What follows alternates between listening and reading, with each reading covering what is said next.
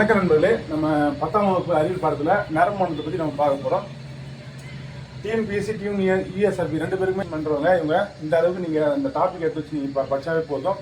இந்த பாடத்தை படிக்கும்போது ரொம்ப லென்த்தாக இருக்கும், பார்க்கறதுக்கு புரியாத மாதிரி இருக்கும். நான் இருக்கிற கண்டென்ட் மட்டும் எடுத்து போட்டு நான் இப்போ கிளாஸ் உங்களுக்கு நடத்த போகிறேன். இப்போ பாருங்கள், தூண்டல், துலங்கல், ஒருங்கிணைவு, தன்னிலை காத்தல். இப்போ இந்த 4 இது பார்த்துங்க. அறிமுகத்தில் தூண்டல், அதாவது ஒரு விஷயம் நடக்கிறதுக்கு காரணமாக இருக்கிறது எல்லாமே தூண்டல். அந்த விஷயத்த நம்ம எதிர்கொள்றோம் பார்த்தீங்களா, அதுதான் துலங்கல். ஒருங்கிணைவு, இந்த ரெண்டுமே ஒருங்கிணைக்கூடிய விஷயம், ரெண்டுமே நடக்கிறதுக்கான ஒரு காரணிகள் தான் வந்து ஒருங்கிணைவு. அந்த ரெண்டு விஷயத்தை செய்யக்கூடிய நம்மளுடைய எண்ணங்கள், சிந்தனைகள் தான் ஒருங்கிணைவு.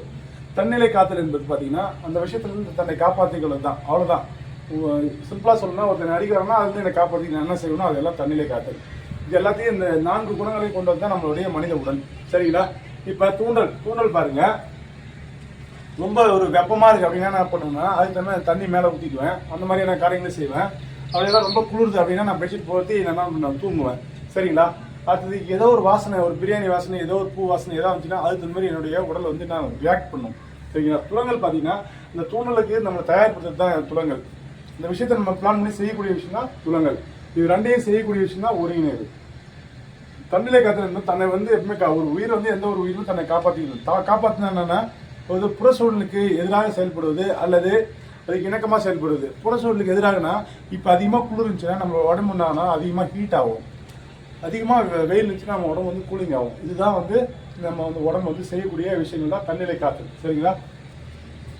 மனித உடல் பார்த்தீங்கன்னா நீரான்களுடைய தொகுப்பு தான் நரம்பு மண்டலம். பாருங்க, இப்போ இந்த நரம்பு மண்டலம் வந்து பார்த்தீங்கன்னா 3 வகை பிரிக்கிறாங்க. எப்படின்னா, நியூரான்கள் அல்லது நரம்பு செல்கள், நியூரோகிளியா அல்லது கிளியல் செல்கள், நரம்பு நாரிழைகள். ஓகேங்களா? இந்த 3 தான் நரம்பு மண்டலம். நான் மீண்டும் சொல்கிறேன், நியூரான்கள் தொகுப்பு தான் நரம்பு மண்டலம். சரிங்களா? அடுத்தது நியூரான்கள் அல்லது நரம்பு செல்கள். இது பார்த்தீங்கன்னா மனித உடலில் இருக்கக்கூடிய நரம்பு செல் தான் மிக நீளமான செல் ஆகும். நரம்பு செல் இது 100 மைக்ரோமீட்டர். அடுத்தது நியூரோகிளியா அல்லது கிளியல் செல்கள். இப்போ இந்த நியூரான்களை பற்றி நம்ம டீட்டெயிலாக பார்க்க போகிறோம்.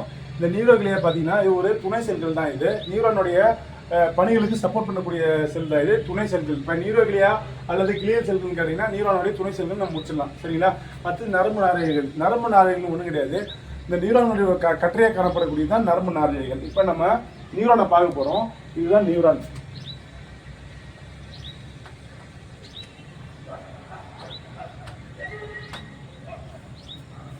ஓகேவா? நியூரான், இந்த நியூரானை நீங்கள் 3ஆக பிரிச்சிங்க, ஒன்றுமே பண்ணுறதில்ல. இந்த ஒரு பார்ட்டு, இந்த ஒரு பார்ட்டு, இதுலேருந்து இது ஒரு பார்ட்டு, மொத்தம் 3 பார்ட்டு, அவ்வளோதான். இது ரொம்ப சிம்பிள். பார்க்கறது ரொம்ப, இந்த பாடம் ரொம்ப கஷ்டமாக தெரியும், கஷ்டமே கிடையாது, சிம்பிளாக சொல்லி முடிச்சிடலாம். இந்த மாதிரி பாருங்க, இது வந்து சைடான் வந்து இது உடலம். இது வந்து ஒரு செல்லுக்கு இருக்கக்கூடிய எல்லா நுண்ணுறுப்புகளும் இருக்கும். என்னென்ன இருக்கும்? ஒரு செல்ல மைட்டோகாண்ட்ரியா இருக்கும். இது பசுகனை தவிர்த்து மீது எல்லாமே மனித உடலில் இருக்கும். மைட்டோகாண்ட்ரியா, லைசோசோம்கள், கோல்சி காம்ப்ளெக்ஸு, நுண்குமிழ்கள், சென்ட்ரியோல்கள், பிளாஸ்மா எல்லாமே இருக்கும். சரிங்களா? அப்போ ஒரு செல்லுக்கு இருக்கக்கூடிய அனைத்து விஷயங்களும் இங்கே இருக்கும். இதுதான் சைட்டான். இது வந்து பார்த்தீங்கன்னா இது பெரிகோரியன் என்று அழைக்கப்படுறாங்க. இது பார்த்தீங்கன்னா பெரிகோரியன் சொல்லிட்டு ஏன் அழைக்கப்படுறாங்க, இது இந்த உடலத்திலே இது இந்த உட்கரு பார்த்தீங்கன்னா பெருசாக இருக்குது. சரிங்களா? இது சைட்டானுடைய உட்கரு. இதில் இருக்கக்கூடிய சைட்டோபிளாஸ்ட் என்ன சொல்லுவாங்கன்னு பார்த்தீங்கன்னா நியூரோபிளாஸ்ட்னு சொல்லுவாங்க. ஏன் நியூரோபிளாஸ்ட்னு சொல்கிறாங்கன்னா, நம்ம வழக்கமாக சைட்டோபிளாஸ்டில், அதாவது செல்லுக்குள்ளே இருக்கக்கூடிய சைட்டோபிளாஸ்டில் நம்ம என்ன சொல்லுவோம்னா அந்த திரவத்தை சைட்டோபிளாஸ்ட் சொல்லுவோம். ஆனால் இதுக்குள்ளே இருக்கும்போது நம்ம இதை நியூரோபிளாஸ்ட்னு சொல்லுவோம். ஏன்னா அது நியூரான் தான் நியூரோபிளாஸ்ட்னு சொல்கிறோம். சரிங்களா? இந்த கிளை மான் கொம்பு மாதிரி இருக்க இந்த கிளைகள் பார்த்தீங்கன்னா டென்ட்ரைடுகள் என்ன சொல்கிறாங்க. அடுத்தது இந்த விட்டு பகுதி பார்த்தீங்கன்னா இது ஆக்சான். இது ஆக்சானுடைய வால் பகுதி. சரிங்களா? இப்போ இங்கே இதில் பார்த்தீங்கன்னா ஒன்று சொல்லிட்டு வரேன். இது சைடான முதல்ல பார்த்துலாம். சைடான எல்லா நுண்ணுறுப்புகளும் இருக்குன்னு சொல்லிட்டேன். சரிங்களா? இந்த உட்கரையும் சொல்லிட்டேன். இதில் வந்து முக்கியமாக வந்து நிசல் துகள்கள் இருக்குது. நல்லா கவனிச்சிங்க, இதில் நிசல் துகள்கள் இருக்கிறது. ரொம்ப முக்கியமான துகள் இது. அடுத்தது டென்ட்ரைடுகள். இந்த கிளை போன்ற பகுதி டென்ட்ரைடுகள் வெளியேந்து தூண்டலை கொண்டு வரும். வெளியேந்து தூண்டலை கொண்டு வந்து எங்கே கொண்டு வரலாம், அப்படியே கொண்டு வந்து ஆக்சான் வழியாக எடுத்துட்டு வந்து அப்படியே கடைசி போகும். இந்த ஆக்சானுடைய கிளைத்த முடிவு பகுதி சினாப்டிக் குமிழ் அப்படின்னு சொல்லுவாங்க, இல்லை குமிழ்னு சொல்லுவாங்க. இந்த பகுதியிலேருந்து அந்த விஷயத்தை கொண்டு வரும். ஏதோ நான் ஓடிப்போ அப்படின்னு நான் சொல்லிட்டேன்னா, அந்த ஓடிப்போன்ற விஷயம் இங்கே அப்படியே எடுத்துகிட்டு வந்து இங்கே எடுத்து நிற்கும். இது எங்கே போய் முடியும்னு பார்த்தீங்கன்னா இது இன்னொரு நியூரானுடைய அந்த டென்ட்ரைடோட பகுதியோட இணைஞ்சு இதை என்ன பண்ணும் மூளைக்கு கொண்டு போகும். இதோடைய பணி இதுதான். சரிங்களா? இப்போ இந்த ஆக்சான் பார்த்துட்டோம், இது உட்கர் பார்த்துட்டோம், உடலம் பார்த்துட்டோம், டென்ட்ரைட் பார்த்துட்டோம். அடுத்தது இதுதான் ஆக்சான் சொல்லிட்டேன். இது ஆக்சானோட உடலம். இங்கே பார்த்தீங்கன்னா இது வந்து இந்த ஏரியா வந்து ரான்வேரின் கண்ணுன்னு சொல்கிறாங்க. அது இடைப்பட்ட பகுதி ரான்வேரின் கண்ணுவிடை பகுதி சொல்கிறாங்க. இப்போ இந்த பகுதி எதால் ஆனது பார்த்தீங்கன்னா மயிலின் உரையால் பாதுகாக்கப்படுகிறது. இந்த மயிலின் உரை எதால் பாதுகாக்கப்படுதுன்னா ஸ்வான் செல்களால் பாதுகாக்கப்படுகிறது.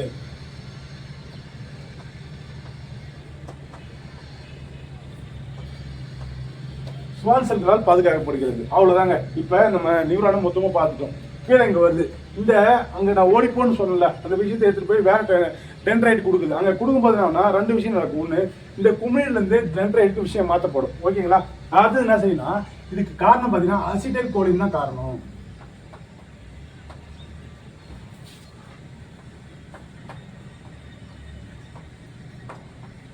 அசிடைல் கோலின் தான் காரணம். இதுக்கு இன்னொரு பேரு அந்த கடத்திக்கு என்னன்னா நியூரோ டிரான்ஸ்மிட்டர்.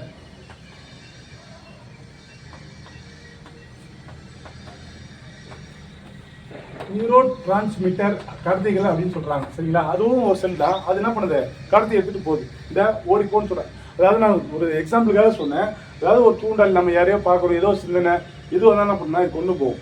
இதோடைய வேலை இதுதான். சரிங்களா? இப்போ நம்ம நியூரானை முடிச்சிட்டோம். இப்போ இதில் இங்கே இருக்கக்கூடிய இந்த சைட்டோபிளாஸ்ட் என்ன சொல்லுவோம்? நியூரோபிளாஸ்ட்னு சொல்லிட்டேன். இங்கே என்ன சொல்லுவாங்க பார்த்தீங்கன்னா இந்த ஆக்சானில் ஆக்சோபிளாஸ்ட்னு சொல்லுவோம். இங்கே இருக்க பிளாஸ்மா செல்லை ஆக்சோலெம்மா அப்படின்னு சொல்லுவாங்க. சரிங்களா? இப்போ நம்ம என்னென்ன பார்த்துருக்கோம் பார்த்தீங்கன்னா ஆக்சோலெம்மா பார்த்தாச்சு, ஆக்சோபிளாசம் பார்த்தாச்சு, மயிலின் உரையை பார்த்தாச்சு, ஸ்வான் செல்களை பார்த்தாச்சு, சினாப்டிக் குமிழ் பார்த்துட்டோம். அடுத்தது அசிடைல் கோலின் பார்த்துட்டோம். இந்த விஷயத்தை கொண்டு போகிற நியூட்ரோ டிரான்ஸ்மிட்டரும் பார்த்துட்டோம். ஓகேங்களா? நியூரோ டிரான்ஸ்மிட்டரையும் நம்ம மீட்டரும் பார்த்துட்டோம். அந்த கடத்தி இந்த கெமிக்கலையும் பார்த்துட்டோம். இந்த கெமிக்கல் தான் காரணம். இப்போ நியூரானுடைய வகைகளை பார்க்குறோம். இது அந்த டென்ட்ரைடுகள் அடிப்படையில் என்ன பண்ணுறாங்க? ஒரு முனை நியூரான், இருமுனை நியூரான், பலமுனை நியூரான் சொல்கிறாங்க. இப்போ அந்த ஒரு முனை நியூரான் பார்த்தீங்கன்னா வளர்கருவின் நிலையில் தான் காணப்படுகிறது, முதிர்ந்த நிலையில் கிடையாது. சரிங்களா? அடுத்தது இருமுனை நியூரான் பார்த்தீங்கன்னா ஈஸியாக போச்சுலாம் கண்ணு நாசி துவாரங்களில் காணப்படுகிறது. எபித்தீலியா ஆல்பா பேக்டரியில் காணப்படுகிறது. சரிங்களா? முடிஞ்சா. அடுத்தது பலமுனை நியூரான் பார்த்தீங்கன்னா பெருமுளையின் புறணி பகுதியில் காணப்படுகிறது. இது அவ்வளவுதான். இது ரொம்ப சிக்கலானது. இப்போ நம்ம நியூரானை பற்றி முழுமையாக பார்த்துட்டோம். நியூரான் பார்த்தீங்கன்னா ஒரு வினாடி நேரத்தில் 1000 தூண்டல்களை கடத்தக்கூடியது, 10,000 இணைப்புகளை நியூரான்களுடைய ஏற்படுத்தக்கூடியது. சரிங்களா? இது பேக்ஸ் கமெண்ட். அடுத்தது நம்ம மூளையை பற்றி பார்க்க போகிறோம். இப்போ மனித நரம்பு மண்டலம் பார்த்தீங்கன்னா 3ஆக பிரிக்கப்பட்டிருக்குது. ஒன்று மைய நரம்பு மண்டலம், இன்னொன்று புறஅமைவு நரம்பு மண்டலம், தானியங்கு நரம்பு மண்டலம். சரிங்களா? Central nervous system, peripheral nervous system, அடுத்தது அட்டானமிக் நர்வஸ் சிஸ்டம். அடுத்தது இப்போ மைய நரம்பு மண்டலத்தை பற்றி நம்ம பார்க்க போகிறோம். சரிங்களா? இப்போ மைய நரம்பு மண்டலத்தில் என்னென்ன இருக்குன்னு பாருங்க. அதாவது மனித மூளையை பிரிச்சிருக்காங்க. முன்மூளை, நடுமூளை, பின்மூளை. முதல்ல நம்ம மனித மூளை பார்த்தீங்கன்னா 1.36 கிலோகிராம், இல்லை அதிகபட்சம் 1.400, அவ்வளோதாங்க. சரிங்களா? அவ்வளோதான் மனித மூளையோடைய கெப்பாசிட்டி. அதிகமாக சிக்கல் இருந்துச்சுன்னா அவன் அதிகமான புத்திசாலின்னு அர்த்தம். சரிங்களா? இப்போ இந்த மைய நரம்பு வந்து அதாவது மூளையை பிரிக்கிறாங்க. இது 3ஆக இருக்காங்க. இந்த ரெண்டுமே பார்த்தீங்கன்னா ஒரு சிம்பிள் டாபிக் தான். நம்ம இதுதான் நம்மளுக்கு மெயினான நம்ம எக்ஸாமுக்கு வரக்கூடிய பொசிஷன் வந்து இருக்கிற இடம் இதுதான். சரிங்களா? இப்போ இதை பார்க்கறதுக்கு முன்னாடி நம்ம மூளை உரைகளை பற்றி பார்த்துடலாம். மூளை உரைகள் பார்த்தீங்கன்னா ஒன்று டியூரா மேட்டர், அரக்னாய்டு மேட்டர், இன்னொன்று பயோ மேட்டர். இப்போ டியூரா என்றால் பார்த்தீங்கன்னா கடினமானது அப்படின்னு சொல்லிட்டு அர்த்தம். மேட்டர்னா சவ்வு. சரிங்களா? இது வந்து லத்தீன் மொழி சொல்லியிருப்பாங்க. அடுத்தது அரக்னாய்டு உரை. அரக்னாய்டு உரை பார்த்தீங்கன்னா அதுக்கு அடுத்தது பார்த்தீங்கன்னா இது சிலந்தி போன்ற வடிவத்தில் காணப்படும். சிலந்தி வடிவம், சிலந்தி நாணயங்கள்லாம் புரிஞ்சுங்க. இது வந்து நான் ஒரு அதிர்வு தாங்கியா இருக்குது. சரிங்களா? அடுத்தது பயோமேட்டர். அதுக்கு அடுத்து தான் பயோமேட்டர். இது பார்த்தீங்கன்னா அதாவது டியூரா மேட்டர், அரக்னாய்டு மேட்டர், அதுக்கு அடுத்தது பயோமேட்டர். இந்த 3 லேயராக இருக்கும். இதோடைய ஃபங்க்ஷன் பார்த்தீங்கன்னா மூளையை பாதுகாக்கிறது, அதிர்வுலேருந்து அதிர்வு தாங்கியாக செயல்படுகிறது. இப்போ இந்த மூளை உரையில் பார்த்தீங்கன்னா மூளை உரையில் உள்ளே இருக்கக்கூடிய திரவங்கள் இருக்கும். சரிங்களா? அது பார்த்தீங்கன்னா இப்போ பேசிக்காகவே வந்து பார்த்தீங்கன்னா இந்த மூளை உரைக்கு இன்னொரு பேர் பார்த்தீங்கன்னா மெனிஞ்சைசஸ் சொல்லுவோம். மெனிஞ்சைசஸ் பார்த்தீங்கன்னா அந்த மூளை உரைக்குள்ளே இருக்கிற திரவம் வந்து பாக்டீரியா வைரஸ் தொற்று ஏற்பட்டுச்சுன்னா மெனிஞ்சைட்டிஸ் என்ற ஒரு மூளை உறை வீக்கம் ஏற்பட்டு ஒரு நோய் ஏற்படும். ஓகேங்களா, அவ்வளோதான் நம்ம தெரிஞ்சுக்க வேண்டியது. மூளை உரையில் 3 உரைகளை பார்த்துட்டோம்.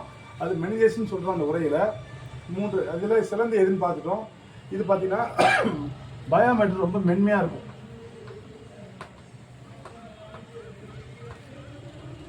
சரிங்களா, 3ஐயும் பார்த்துட்டோம். மெனிஞ்சேஷனாக பார்த்துட்டோம், மெனிஞ்சைடிஸ்னான்னு பார்த்துட்டோம். சரிங்களா, இப்போ அடுத்தது நம்ம பார்க்கக்கூடிய விஷயம் பார்த்தீங்கன்னா இப்போ முன்மூளை. இப்போ முன்மூளையில் என்னென்ன இருக்குன்னு நம்ம பார்க்க போகிறோம். இப்போ முன்மூளை எடுத்துங்க.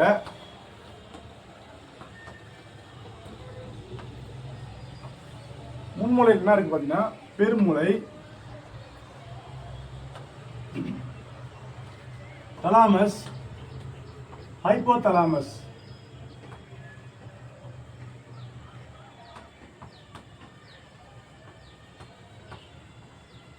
நீங்கள் ஒரு கதை கேட்குற மாதிரி கேட்டிங்கன்னா உங்களுக்கு ஈஸியாக போயிடும். நீங்கள் அதை கேட்டு நீங்கள் இன்ஸ் எடுத்துங்க.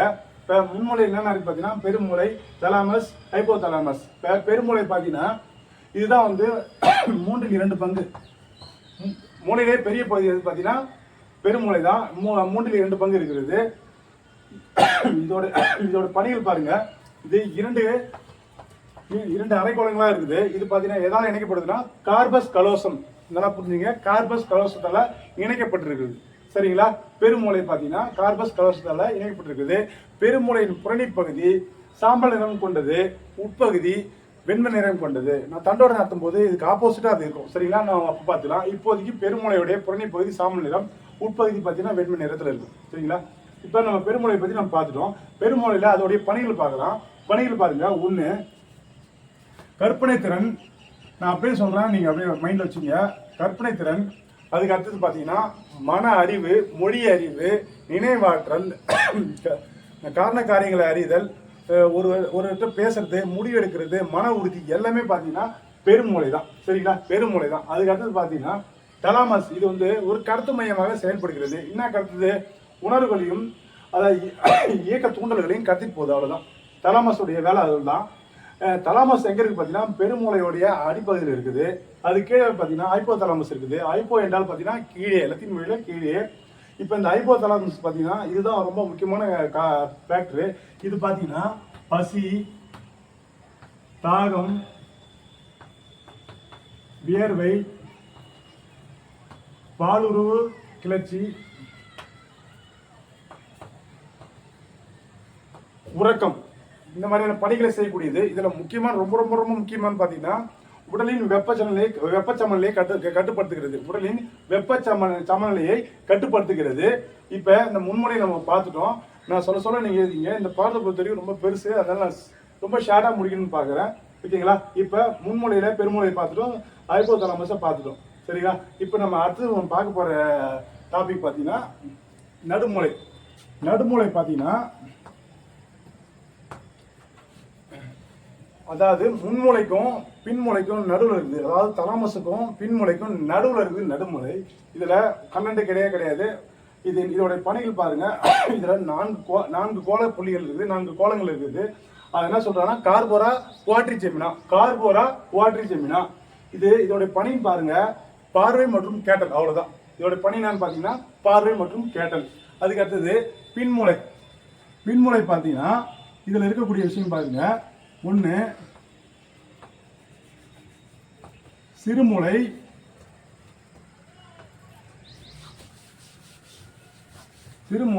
அடுத்தது பான்ஸ், முகுளம். அவ்வளவுதாங்க, சிறுமூளை, பான்ஸ், முகுளம். இப்போ நான் இதை ரொம்ப ஷார்ட்டா சொல்றேன், அப்படியே கொஸ்டின் பேட்டர்ல சொல்றேன். சிறுமூளை பார்த்தீங்கன்னா பெருமூளைக்கு அடுத்தது பார்த்தீங்கன்னா இதுதான் பெருசு. சரிங்களா, உடலின் இயக்க தசைகளை கட்டுப்படுத்துகிறது. இது பாதிக்கப்பட்டதை நம்ம என்ன பண்ணுவோம், கை கால் ஆடுறதுக்கு காரணம் இதுதான் சிறுமூளை தான். சரிங்களா, இப்ப சிறுமூளை இருந்து சிறுமூளைக்கு அடுத்தது பாத்தீங்கன்னா பான்ஸ் பாத்தீங்கன்னா இது வந்து ஒரு பான்ஸ் என்றால் வந்து லத்தீன் மொழி சொல்ல இணைப்பு என்று பொருள். பான்ஸோடைய வேலை பாருங்க, அது என்ன செய்யுதுன்னா உறக்க சுழற்சி, சுவாச சுழற்சிகளை செய்கிறது. அவ்வளவுதான் பான்ஸ். சரிங்களா, அடுத்தது முகுளம் பாத்தீங்கன்னா அதாவது மூளையும் தண்டுவடத்தையும் இணைக்கக்கூடிய பகுதி முகுளம். முகுளம் ரொம்ப முக்கியமானது. ஏன் முக்கியமானது சொல்றேன் பாருங்க. 3 கட்டுப்பாட்டு மையங்கள் வச்சிருக்கு. 1 சுவாசம், இன்னொன்று செரித்தல், இன்னொன்று ரத்த குழாய்களுடைய அழுத்தத்தை கட்டுப்படுத்தக்கூடிய கட்டுப்பாட்டு மையம் வச்சிருக்கு. அதாவது செரித்தலையும் இதுதான் பண்ணுது. சரிங்களா. 3 மையம் செரித்தல், அதாவது இது எப்படின்னா உமிழ்நீரை சுரக்கக்கூடியது இதுதான். இதே போல வாந்தி எடுத்தாலும் அது காரணம் பார்த்தீங்கன்னா முகுளம் தான். முகுளம் பாதிப்படைந்தால் நம்ம வாந்தி எடுப்போம். அதான் சொல்லுவாங்க, ஏன்னா அடிப்பட்டாங்கன்னா கூட வாந்தி குழந்தை வாந்தி இருக்குதா பாருங்க அப்படின்னு சொல்லுவாங்க. அதுக்கான காரணம் தான் முகுளத்துல அடிப்பட்டா அது மாதிரி வாந்தி வரும். சரிங்களா. இப்போ நம்ம எல்லாத்தையும் பார்த்துட்டோம். மறுபடியும் சொல்றோம் பாருங்க. மனித நரம்பு மண்டலம் 3ஆ பிரிக்குது. ஒன்று மைய நரம்பு மண்டலம், புறாமைவு நரம்பு மண்டலம், தானியங்கு நரம்பு மண்டலம். இதுல மைய நரம்பு மண்டலத்துல மூளையை வந்து பிரிக்கிறாங்க. மனித மூளையை மொத்தமாக பிரிக்கிறாங்க. 3ஆ பிரிக்கிறாங்க. முன்மூளை, நடுமூளை, பின்மூளை. முன்முறையில் பார்த்தீங்கன்னா என்ன இருக்குன்னு பார்த்தீங்கன்னா பெருமூளை, தலாமஸ், ஹைப்போதலாமஸ். நடுமூளை பார்த்தீங்கன்னா அது ஒரு சிம்பிளான ஒரு கண்டென்ட், அவ்வளோதான், முடிஞ்சு போச்சு. பின்மூளையில் சிறுமூளை, பான்சு, முகுளம். சரிங்களா. இது மொத்தத்தையும் முடிச்சுட்டேன். இப்போ அதுக்கு அடுத்து நம்ம பார்க்கக்கூடிய விஷயம் பார்த்தீங்கன்னா, அடுத்து நம்ம பார்க்கக்கூடியது டாபிக் பார்த்தீங்கன்னா தண்டோடம். தண்டோடம் பார்த்தீங்கன்னா மூளையோட ஒரு நீட்சி தான் தண்டோடம். சரிங்களா. இப்போ இந்த மூளை எப்படி இருக்குன்னா அது ஒரு நீட்சி தான் போகுது. சரிங்களா. இப்போ தண்டோடத்தை நான் டாபிக் சொல்கிறேன். நீங்கள் கண்ணை மூட்டி கேட்டாலும் சரி, எப்படி கேட்டாலும் சரி, நீங்கள் உங்களுக்கு ஈஸியாக புரிஞ்சிடும். ஒரு கதை கேட்கணும்னு கேட்டிங்கன்னா உங்களுக்கு ஈஸியாக இருக்கும். சரிங்களா. இப்போ தண்டோடம் பார்த்தீங்கன்னா அது ஒரு நீட்சின்னு சொல்லிட்டேன். இது மேலேருந்து கீழே வரைக்கும் வரும். கீழே வரைக்கும் வரும்போது பார்த்தீங்கன்னா கீழே பிரியும் போது இது ஒரு நரம்பு நாரைகளை, அதாவது ஒரு கட்டைகளை பிரியும் போது என்ன சொல்கிறாங்கன்னா பைலம் டெர்மினலே அப்படின்னு சொல்கிறோம். சரிங்களா. பைலம் டெர்மினலே சொல்கிறோம். அதுக்கு அடுத்தது இதோடைய குறுபாடத்தை, அதாவது உட்புற பகுதி பார்த்தீங்கன்னா எச்சி வடிவத்தில் இருக்கும். இது உட்புற பகுதி பார்த்தீங்கன்னா நான் ஏற்கனவே சொன்ன பார்த்தீங்களா, மூளையோட பொருளை பகுதி வந்து சாமன் இடத்துல இருக்குன்னு சொன்னேன். ஆனால் இங்கே என்னன்னா அது வெளிப்புற பகுதி, இது உள்புற பகுதியே சாமன் இடத்துல இருக்கும். அப்ப வெளிப்பகுதி என்ன இருக்கும்? வெண்மையா இருக்கும். ஓகேங்களா. அப்ப வெளிப்பகுதி வெண்மையா இருக்கும்.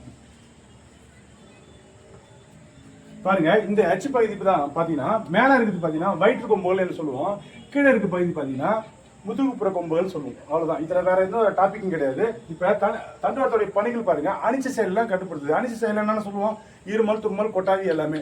சப்போஸ் யாரும் நமக்கு அடிக்கிறாங்கன்னா ஓடுறது, இல்லைன்னா ஏதாவது பொருள் இருந்துச்சுன்னா அதை தடுக்கிறது. இதுதான் அனிச்ச செயல்கள். அதாவது நம்மளுடைய கட்டுப்பாட்டில் இருக்காம உடனடியாக நடக்கக்கூடிய விஷயங்கள் எல்லாமே அனிச்ச செயல்கள். அனிச்ச செயல்லாம் ஒண்ணுமே கிடையாது, நம்மளுடைய கட்டுப்பாட்டில் இருக்காது. அது தனிச்சே நடக்கக்கூடியது. அதுக்கு நம்ம உடம்பு ரியாக்ட் பண்ணும். அவ்வளவுதான். இப்போ திடீர்னு நம்ம கண்ணுட்டு ஏதாவது ஏதோ ஒரு பூச்சி டப்புன்னு கண்ண முடியல, அது நம்ம கண்ட்ரோல் இருக்காது. இது எல்லாமே யாருக்கிட்ட இருக்குன்னா தண்டோடத்துக்கிட்ட தான் இருக்கும். சரிங்களா. இப்ப இந்த அனிச்சைவில் பாருங்க, எளிய அல்லது அடிப்படை அனிச்சை, பெறப்பட்ட அல்லது கட்டுப்பட்ட அனிச்சை செயல்னு சொல்றோம். எளியனா அதாவது சாதாரணமா இருமல், தும்மல் எல்லாமே வந்துடும். இப்ப பெறப்பட்ட அல்லது கட்டுப்படுத்தப்பட்டனா ஒரு விஷயத்த நம்ம ஏற்கனவே புரிஞ்சுட்டு இருப்போம், இல்லை கத்துட்டு இருப்போம், அதான் கட்டுப்படுத்தப்படுது. உதாரணத்துக்கு ஒரு பாத்திரத்துல சூடா இருக்க பாத்திரத்துல கை வச்சுன்னா டப்பு நம்ம வெடுக்குன்னு கையை எடுத்துக்கும். எப்படின்னா அங்க உணர்வு ஏற்பி செயல்பட்டு என்ன பண்ணுது, டப்பு நம்ம சூடா இருக்கு கை எடுத்துன்னு சொல்லுவோம். அவ்வளவுதான், முடிஞ்சு போச்சுங்களா. இப்ப அனிச்சவில் நம்ம பார்த்துட்டோம். அதாவது இந்த அனிச்ச செயல்களின் தொகுப்பு தான் என்ன சொல்றோம்னா அனிச்சவில். நல்லா புரிஞ்சுங்க, அனிச்ச செயல்களின் தொகுப்பு தான் அனிச்சவில். இந்த 2 செயல்களையும் ஒருங்கிணைக்கக்கூடிய விஷயம் தான் அனிச்சவில். இப்ப மூளை தண்டோட பாத்தீங்கன்னா மூளையை அதிர்ச்சியிலிருந்து பாதுகாக்கிறது 1. 2 ஊட்டச்சத்துக்களை தருகிறது, கழிவுநீரை வெளியேற்றுகிறது, மூளையுடைய நிலையான அழுத்தத்தை பராமரிக்கிறது. ஓகேங்களா. மறுபடியும் சொல்ல பாருங்க, மூளைக்கு ஊட்டச்சத்தை தருகிறது, கழிவு நீரை வெளியேற்றுகிறது, கழிவு பொருட்களை வெளியேற்றுகிறது, அடுத்தது நிலையான அழுத்தத்தை தருகிறது. சரிங்களா. இந்த பணிகளை செய்யக்கூடியது இதுதான் மூளை தண்டோட திறம். அதிர்ச்சியும் அதுதான் தாங்கிக்குது. இந்த மண்டோட்டுக்குள்ள மூளைக்கு பிரஷர் இல்லாம அது அந்த அளவுக்கு பாத்துக்குது. சரிங்களா. இப்ப தண்டோடம் பார்த்துட்டோம், மூளை தண்டோட திறம் பார்த்துட்டோம், அனிச்சவில் பார்த்துட்டோம். சரிங்களா. இப்ப 2வது நம்ம பார்க்கக்கூடிய விஷயம் பாத்தீங்கன்னா புறாமைவு நரம்பு மண்டலம். ஒண்ணுமே கிடையாது. புறாமைவு நரம்பு மண்டலம்னா மூளையும் தண்டோடமும் சேர்ந்து நரம்புகளை உருவாக்குறது. அவ்வளவுதான். மூளை தண்டோடம், மூளையும் தண்டோடமும் சேர்ந்து என்ன பண்ணுதுன்னா நரம்புகளை உருவாக்கு. இது என்ன பார்த்தீங்கன்னா இது கபால நரம்பு அல்லது மூளை நரம்புன்னு சொல்லுவோம். கபால அல்லது மூளை நரம்புன்னு சொல்லுவோம். இது பாத்தீங்கன்னா 12 இணைகள். இது பாத்தீங்கன்னா தண்டோட நரம்புகள் பாத்தீங்கன்னா 31 இணைகள். அவ்வளவுதாங்க. இதுல வேற எதுவுமே கிடையாது. அடுத்தது தானியங்கி நரம்புல பாருங்க, தானியங்கி நரம்புல என்ன செய்யும் பாத்தீங்கன்னா பரிவு எதிர்பரிவு. அவ்வளவுதான். பரிவு எதிர்பரிவு. பரிவு எதிர்ப்பறினா ஒண்ணுமே கிடையாது. நான் அழுதுனா மறுபடியும் நான் என்னோட அழுகி நான் நிப்பாட்டணும். நான் சிரிச்சேன்னா மறுபடியும் என்னுடைய சிரிப்பை நான் நிறுத்திக்கணும். நான் ஓடுனா நான் நிற்கிறேன். அதாவது ஒன்றுக்கு ஒன்று எதிராக செயல்பட்டு உடலை சமநிலையில் வைத்திருக்கிறது. அவ்வளவுதான் நண்பர்களே. இந்த பாடம் நான் ஈஸியா முடிச்சுட்டேன். அதாவது நரம்புல இருந்து ஆரம்பிச்சு மூளை வரைக்கும் எல்லாத்தையும் நான் சொல்லிட்டேன். சரிங்களா? நீங்கள் இந்த வீடியோவை ஒரு முறை நல்லா இன்னொரு முறை கேட்டீங்கன்னா நிச்சயமாக உங்களுக்கு ஈஸியாக இருக்கும். சரிங்களா?